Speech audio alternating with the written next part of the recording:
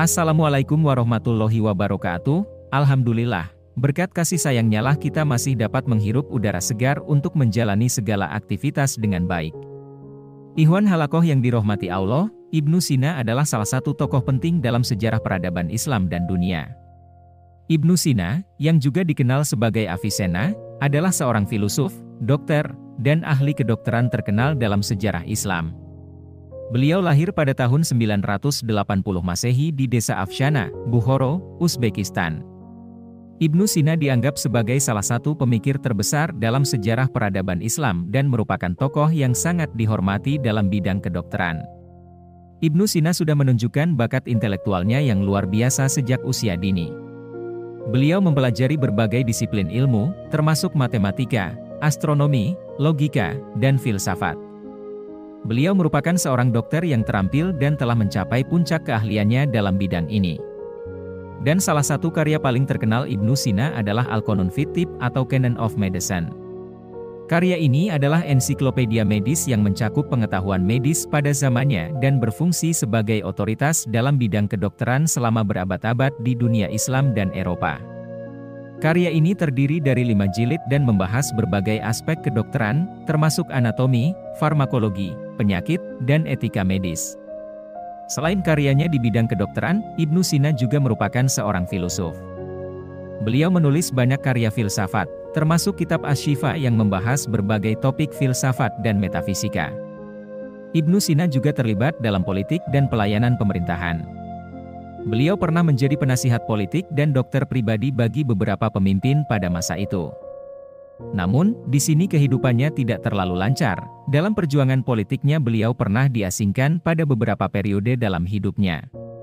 Ibnu Sina meninggal pada tahun 1037 Masehi di Hamadan, Iran, pada usia 57 tahun, dan hingga saat ini beliau tetap dihormati sebagai salah satu tokoh terkemuka dalam sejarah kedokteran dan filsafat dunia. Ikhwan halakoh yang dirahmati Allah, pada video kali ini kita akan memaparkan filosofi dari kehidupan Ibnu Sina yang sudah tentu ada banyak teladan yang dapat diambil dari sosok beliau. Berikut ulasan dari filosofi Ibnu Sina. Ikhwan halakoh yang dirahmati Allah, Abu Ali Al-Husain bin Abdullah bin Hasan Ali bin Sina, atau yang lebih dikenal dengan nama Ibnu Sina, dan di dunia barat beliau lebih dikenal dengan nama Avicenna. Beliau dijuluki Arus, puncak gunung pengetahuan. Ibnu Sina lahir pada bulan Syawal 370 Hijriah atau Agustus 980 Masehi di desa Afshanah, Bukhara, yang sekarang merupakan bagian dari Uzbekistan. Abdullah dan Sitarah, ayah dan ibu Ibnu Sina merupakan keturunan Persia. Keluarga Ibnu Sina tergolong keluarga yang mampu. Ayahnya diangkat menjadi gubernur di sebuah distrik di Bukhara, ketika masa pemerintahan penguasa Samaniyah, Nuh II bin Mansur. Berasal dari keluarga yang mampu, orang tua dari Ibnu Sina berusaha memberi anaknya pendidikan terbaik. Rumahnya merupakan pusat aktivitas sarjana dan ulama yang masyhur pada masanya. Mereka banyak melakukan aktivitas diskusi membahas berbagai permasalahan. Dari diskusi-diskusi inilah Ibnu Sina mampu memahami pengetahuan yang luas. Ibnu Sina yang sudah memperlihatkan kecerdasannya yang luar biasa sejak kecil memiliki kemampuan analisa berpikir yang tajam, dan juga dikenal mempunyai daya ingat yang sangat kuat. Ibnu Sina mulai mengenyam pendidikan agama dan logika elementer sejak masih berusia 5 tahun.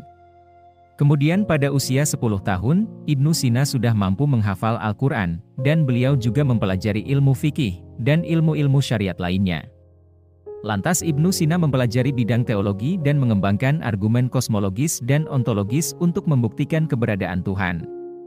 Beliau menyatakan bahwa Tuhan adalah entitas yang wajib ada dan menjadi penyebab dari semua hal yang ada dalam alam semesta.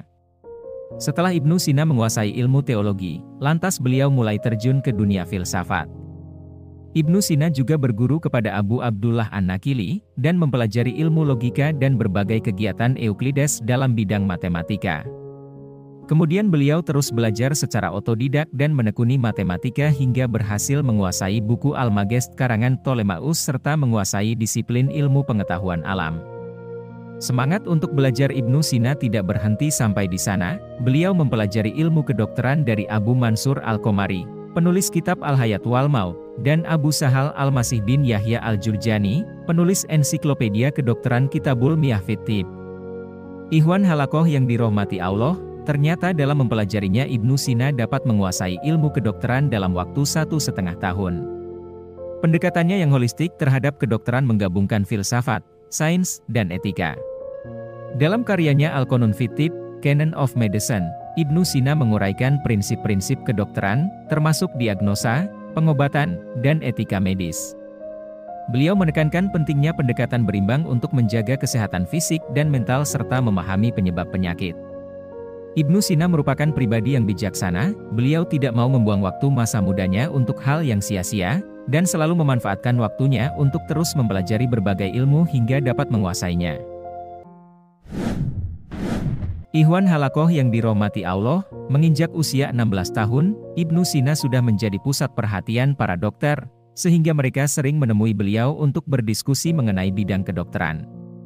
Pada usia yang sama, beliau dapat menyembuhkan penyakit yang diderita Sultan Samaniyah, Nuh bin Mansur, sehingga beliau diberi hak istimewa untuk menggunakan perpustakaan besar milik kerajaan.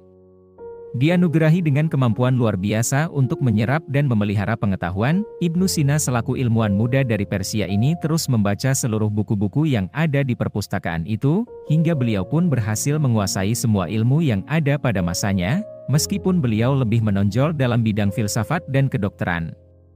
Ikhwan Halakoh yang dirahmati Allah, memasuki usia 21 tahun, Ibnu Sina mulai menulis karya-karya monumental di berbagai bidang keilmuan, dengan karya pertamanya berjudul Al-Majmu', yang memuat berbagai ilmu pengetahuan umum. Dalam pemikiran metafisik, Ibnu Sina mengembangkan pandangan tentang ontologi atau pengetahuan tentang apa yang ada. Beliau memandang alam semesta sebagai hierarki yang terdiri dari berbagai tingkatan keberadaan. Ibnu Sina mengemukakan bahwa alam semesta terdiri dari substansi atau entitas dasar yang disebut wan, atau kehususan, yang terdiri dari substansi yang lebih rendah dan substansi yang lebih tinggi. Beliau juga mengajukan argumen kosmologis untuk membuktikan adanya Tuhan yang dikenal sebagai argumen dari gerakan. Dalam epistemologinya, Ibnu Sina membedakan antara pengetahuan rasional atau ilmu dan pengetahuan intuisi atau hads. Ilmu diperoleh melalui proses rasional dan logis, sedangkan hads adalah pengetahuan yang diperoleh melalui pengalaman langsung. Ibnu Sina menganggap pengetahuan rasional sebagai bentuk pengetahuan yang paling tinggi dan mencapai kebenaran yang abadi. Ikhwan Halakoh yang dirahmati Allah, Ibnu Sina mengajukan pandangannya bahwa tujuan hidup manusia adalah mencapai kebahagiaan dan keutamaan moral. Beliau berpendapat bahwa kebahagiaan sejati dapat dicapai dengan menjalani kehidupan yang seimbang dan harmonis serta mengembangkan kebajikan moral. Ibnu Sina juga menekankan pentingnya etika dalam praktik medis dan menjunjung tinggi prinsip-prinsip etika dalam hubungan dokter dengan pasien. Ibnu Sina tidak pernah berhenti membaca serta tidak pernah bosan menulis buku. Beliau sangat bertanggung jawab dalam bidang ilmiah dan sering tidak tidur pada malam hari karena membaca dan menulis. Ikhwan Halakoh yang dirahmati Allah, sampai akhir hayatnya, Ibnu Sina banyak bersedekah kepada fakir miskin, bahkan beliau tidak mengambil upah dalam mengobati orang sakit. Ibnu Sina wafat pada usia 58 tahun di Hamzan, Persia, tepatnya pada tahun 428 Hijriah atau 1037 Masehi. Beliau wafat karena terserang penyakit usus besar. Semasa hidupnya, Ibnu Sina sudah banyak memberikan sumbangan yang luar biasa terhadap kemajuan ilmu pengetahuan. Banyak sekali ilmuwan yang telah mengadopsi pemikiran-pemikiran Ibnu Sina di berbagai disiplin ilmu, tidak hanya oleh ilmuwan Muslim akan tetapi banyak juga ilmuwan Barat yang mengadopsi pengetahuan dari karya-karya beliau. Dan pada tahun 1955 melalui event Fair Millennium di Teheran, Ibnu Sina dinobatkan sebagai The Father of Modern Medicine untuk selama-lamanya dalam rangka memperingati 1000 tahun hari kelahirannya. Ikhwan Halakoh yang dirahmati Allah, Ibnu Sina adalah seorang filosof, dokter, dan ahli kedokteran yang sangat terkenal dalam sejarah Islam. Dari pemikiran-pemikirannya, Ibnu Sina menyusun karya-karyanya yang sering diadopsi oleh ilmuwan-ilmuwan Muslim maupun ilmuwan Barat. Dalam pemikiran metafisik, Ibnu Sina memperkenalkan konsep ontologi yang melibatkan hierarki keberadaan. Menurutnya, alam semesta terdiri dari berbagai tingkatan entitas atau substansi yang berbeda. Ibnu Sina menyebut substansi ini sebagai wan, atau kehususan. Ibnu Sina memandang keberadaan sebagai suatu hierarki yang mencakup 3 tingkatan utama, dunia material, dunia jiwa, dan dunia intelek. Pada tingkatan terendah, terdapat substansi material, yang terdiri dari benda-benda fisik dan materi yang dapat diobservasi. Substansi ini memiliki sifat-sifat materi seperti massa, bentuk, dan perubahan fisik. Di atas tingkatan materi, terdapat tingkatan jiwa atau substansi psikis. Ibnu Sina berpendapat bahwa jiwa bukan hanya ada pada manusia, tetapi juga ada pada makhluk hidup lainnya. Jiwa memiliki karakteristik khas, seperti kemampuan bergerak, persepsi, dan pengetahuan. Tingkatan puncak dalam hierarki keberadaan menurut Ibnu Sina adalah dunia intelek atau substansi intelektual. Ini adalah tingkatan tertinggi yang melibatkan entitas yang murni berpikir dan tidak bergantung pada materi atau fisik. Ibnu Sina berpendapat bahwa entitas intelektual ini tidak terbatas pada individu, tetapi merupakan aspek universal yang ada dalam alam semesta. Argumen kosmologis Ibnu Sina yang terkenal adalah argumen dari gerakan. Beliau berpendapat bahwa gerakan di dunia ini memerlukan sebab yang menggerakkan atau penyebab gerakan tersebut. Menurutnya, tidak mungkin ada rangkaian penyebab dan akibat yang tak terbatas, karena itu akan mengarah pada paradoks tak terhingga. Oleh karena itu, ada kebutuhan akan satu penyebab pertama yang memiliki kekuatan untuk menggerakkan segala sesuatu tanpa memerlukan gerakan yang diinduksi dari luar. Ibnu Sina mengidentifikasi penyebab ini sebagai Tuhan yang Maha Kuasa, yang merupakan penyebab segala gerakan dan perubahan di alam semesta. Pemikiran metafisik Ibnu Sina tentang hierarki keberadaan dan argumen kosmologisnya memberikan dasar untuk memahami struktur ontologis alam semesta dan keberadaan Tuhan menurut pandangannya. Ikhwan Halakoh yang dirahmati Allah, dalam karyanya Al-Qanun fit Tibb, Canon of Medicine, Ibnu Sina menguraikan prinsip-prinsip dasar kedokteran yang berlaku pada zamannya. Karyanya ini menjadi salah satu ensiklopedia medis terpenting dalam sejarah dan terus mempengaruhi praktik kedokteran selama berabad-abad. Di dalamnya terdapat beberapa aspek penting dari kontribusinya dalam filsafat kedokteran. Pertama, Ibnu Sina mengajarkan metode ilmiah untuk mendiagnosis penyakit. Beliau menekankan pentingnya observasi yang cermat terhadap gejala dan tanda-tanda penyakit serta mengumpulkan riwayat medis pasien. Ibnu Sina juga memperkenalkan konsep diagnosis banding, yaitu membandingkan gejala pasien dengan berbagai penyakit yang mungkin menjadi penyebabnya, untuk mencapai diagnosis yang lebih akurat. Kedua, Ibnu Sina mengembangkan berbagai metode pengobatan, termasuk penggunaan obat-obatan, terapi fisik, dan intervensi bedah. Beliau menekankan pentingnya pendekatan berimbang dalam pengobatan, yang mencakup pengobatan fisik dan psikis. Ibnu Sina juga membahas prinsip-prinsip pengobatan yang berdasarkan pada sifat-sifat penyakit, seperti pencegahan, pemulihan, dan pemeliharaan kesehatan. Ketiga, Ibnu Sina membahas etika medis dan tanggung jawab dokter terhadap pasien. Beliau menekankan pentingnya etika dalam praktik medis, termasuk etika dalam diagnosis, pengobatan, dan hubungan dokter-pasien.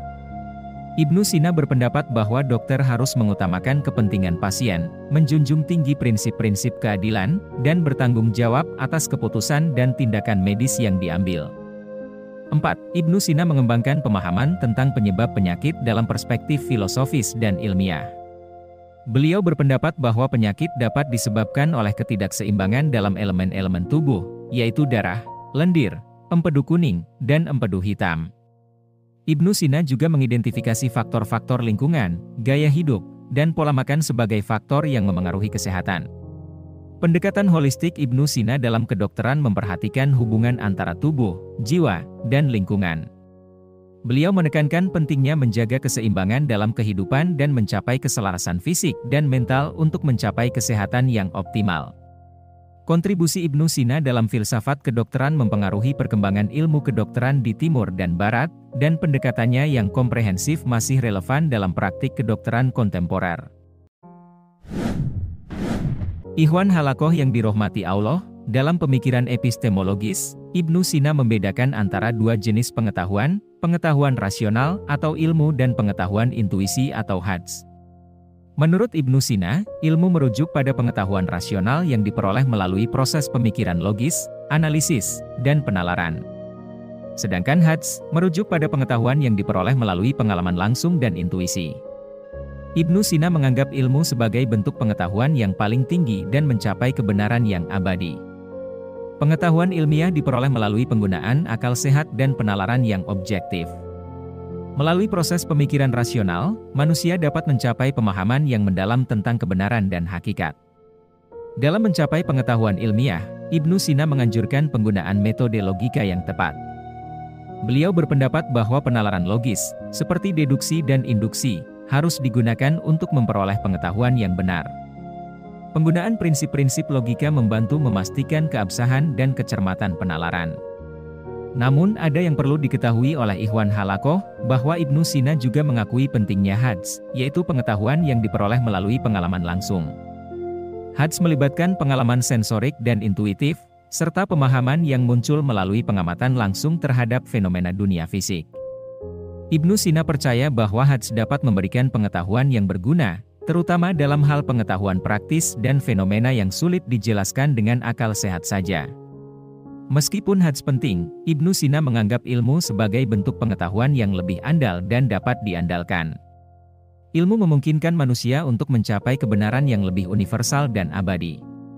Beliau mengemukakan bahwa pengetahuan ilmiah memiliki landasan yang lebih kokoh dan dapat diuji secara logis, sementara hads rentan terhadap pengaruh dan interpretasi individu yang subjektif. Dalam pemikiran epistemologis Ibnu Sina, pengetahuan ilmiah dan pengetahuan intuitif atau hads memiliki peran yang berbeda, namun ilmu dianggap sebagai bentuk pengetahuan yang paling tinggi dan dapat diandalkan. Konsep ini memberikan landasan bagi pengembangan metode ilmiah dan penalaran rasional yang kuat dalam berbagai bidang ilmu dan filsafat yang dipelajari oleh Ibnu Sina. Ikhwan Halakoh yang dirahmati Allah, dalam bidang logika dan metode ilmiah, Ibnu Sina mengembangkan pengetahuannya dalam bidang ini dan mengajukan prinsip-prinsip logika yang digunakan dalam penalarannya dengan menggunakan metode deduktif dan induktif. Metode deduktif melibatkan penggunaan premis-premis yang valid untuk menghasilkan kesimpulan yang logis. Ibnu Sina menggunakan deduksi dalam penalarannya untuk mencapai kesimpulan yang pasti berdasarkan pada prinsip-prinsip yang diterima. Di sisi lain, metode induktif melibatkan penggunaan data dan observasi untuk menyimpulkan umum. Ibnu Sina juga mengakui pentingnya metode induktif dalam mencapai pengetahuan yang lebih luas dan menyeluruh. Kemudian Ibnu Sina menekankan pentingnya pengamatan, eksperimen, dan analisis dalam metode ilmiah. Beliau menyadari bahwa pengetahuan yang akurat dan benar harus didasarkan pada pengamatan objektif terhadap fenomena alam. Ibnu Sina juga mendorong penggunaan eksperimen untuk menguji teori dan hipotesis, sehingga memungkinkan pemahaman yang lebih mendalam tentang alam. Selain itu, analisis yang cermat dari data dan informasi yang diperoleh juga merupakan bagian integral dalam metode ilmiah yang dianut oleh Ibnu Sina. Peran logika juga tidak kalah penting dalam penyelidikan ilmiah Ibnu Sina. Beliau percaya bahwa logika membantu dalam merumuskan premis-premis yang jelas dan valid, serta memastikan kesohihan penalaran. Dalam penelitian dan eksperimen, Ibnu Sina mendorong penggunaan prinsip-prinsip logika untuk menyusun argumen yang kuat dan konsisten. Beliau melihat logika sebagai dasar yang diperlukan dalam mencapai pengetahuan yang benar dan valid. Ibnu Sina menganggap bahwa akal sehat sebagai dasar dalam mencapai pengetahuan yang benar. Beliau menggunakan akal sehat sebagai alat untuk memahami dan menganalisis fenomena alam, serta untuk membedakan antara kebenaran dan kesalahan. Ibnu Sina menghargai peran kritis dan rasionalitas dalam mendapatkan pengetahuan yang benar. Beliau meyakini bahwa akal sehat harus dihormati dan digunakan dalam setiap langkah penalaran dan penelitian ilmiah. Ikhwan Halakoh yang dirahmati Allah, kontribusi Ibnu Sina dalam logika dan metode ilmiah memberikan fondasi penting bagi perkembangan ilmu pengetahuan dan filosofi pada masanya. Pemikirannya tentang logika dan metode ilmiah mempengaruhi banyak filsuf dan ilmuwan setelahnya, dan melahirkan tradisi ilmiah yang berkelanjutan. Ikhwan Halakoh yang dirahmati Allah, Ibnu Sina berpendapat bahwa tujuan utama manusia adalah mencapai kebahagiaan sejati. Namun, beliau melihat bahwa kebahagiaan sejati tidak hanya tergantung pada pencapaian materi atau kepuasan jasmani semata, tetapi juga melibatkan keutamaan moral. Ibnu Sina meyakini bahwa kebahagiaan sejati dapat dicapai melalui pemahaman dan praktik kebajikan moral. Kemudian Ibnu Sina menekankan pentingnya kebajikan moral dalam mencapai kebahagiaan sejati. Beliau mengidentifikasi beberapa kebajikan moral yang penting, seperti kebijaksanaan, keadilan, kesederhanaan, dan keberanian. Ibnu Sina mengajarkan bahwa kebajikan moral harus menjadi landasan dalam mengambil keputusan dan bertindak, serta dalam membangun hubungan yang harmonis dengan sesama. Lantas dalam praktik medis, Ibnu Sina juga menghubungkannya dengan etika. Dalam karyanya Al-Qanun fit Tibb atau Canon of Medicine, beliau menekankan pentingnya etika dalam hubungan antara dokter dan pasien. Ibnu Sina berpendapat bahwa dokter harus mengutamakan kepentingan pasien di atas segalanya, menjunjung tinggi prinsip keadilan, dan bertanggung jawab atas tindakan medis yang diambil. Beliau menekankan bahwa praktik kedokteran harus didasarkan pada moralitas yang tinggi, dan bahwa etika harus menjadi panduan dalam mengambil keputusan medis. Dan dalam kehidupan sehari-hari, Ibnu Sina mengajarkan bahwa etika harus selalu diterapkan. Beliau mempromosikan sikap bijaksana, sikap adil dalam berhubungan dengan orang lain, dan menjalani kehidupan dengan kesederhanaan. Ibnu Sina meyakini bahwa melatih diri untuk memiliki keutamaan moral dan menghormati prinsip-prinsip etis akan membawa kebahagiaan sejati dan keseimbangan dalam kehidupan. Ikhwan halakoh yang dirahmati Allah, kontribusi Ibnu Sina dalam bidang etika memberikan panduan penting bagi perilaku moral dan praktik etis, tidak hanya dalam konteks medis, tetapi juga dalam kehidupan sehari-hari. Pemikirannya menggarisbawahi pentingnya kebajikan moral, keadilan, dan etika dalam mencapai kebahagiaan sejati dan menciptakan hubungan yang harmonis dengan sesama. Ikhwan halakoh yang dirahmati Allah, filosofi Ibnu Sina mencerminkan usahanya untuk menyatukan pemikiran tradisi intelektual Islam dengan pemikiran Yunani klasik. Karya-karyanya yang luas membahas berbagai topik, mulai dari metafisika dan epistemologi hingga kedokteran dan politik. Karya-karya beliau menjadi sumber inspirasi bagi banyak filsuf dan cendekiawan selama berabad-abad, dan pemikirannya masih relevan dalam diskusi filsafat kontemporer. Pemikirannya memiliki pengaruh yang signifikan dalam perkembangan filsafat dan ilmu pengetahuan di Timur Tengah dan Eropa, dan beliau juga dianggap sebagai salah satu tokoh terbesar dalam sejarah pemikiran manusia. Dari perjalanan hidup Ibnu Sina, semoga ikhwan halakoh dapat memahami nilai-nilai yang terkandung di dalamnya dan dapat mengambil hikmah dari ketekunan beliau dalam menghadapi kehidupan dan belajar dari kebijaksanaan beliau. Cukup sekian untuk video kali ini. Akhirul kalam. Assalamualaikum warahmatullahi wabarakatuh.